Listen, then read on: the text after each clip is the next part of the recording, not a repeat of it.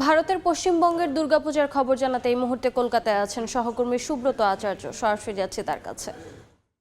সুব্রত, দেখুন, মানুষই সেই জীব, একমাত্র জীব যে নিজের খাবারে বিষ মেশায়।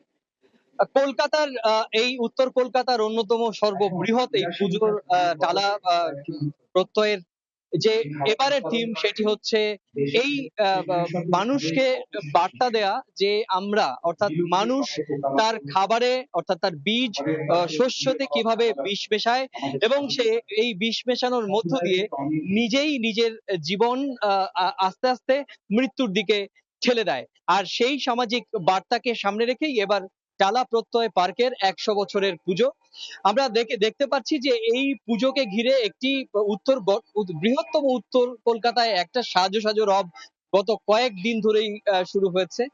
২১ তারিখ মহালয়ার দিন এই পুজোটি আনুষ্ঠানিকভাবে নিজে সশরীরে এসে উদ্বোধন করেছিলেন রাজ্যের মুখ্যমন্ত্রী মমতা বন্দ্যোপাধ্যায়। সম্ভবত উত্তর কলকাতার এই একমাত্র পুজো, প্রথম পুজো যেটি মুখ্যমন্ত্রী মমতা বন্দ্যোপাধ্যায়ের হাত ধরে গত কয়েক বছর ধরে উদ্বোধন হয়। ফলত রাজনৈতিকভাবেও এই পুজোটির তাৎপর্য অন্যতম।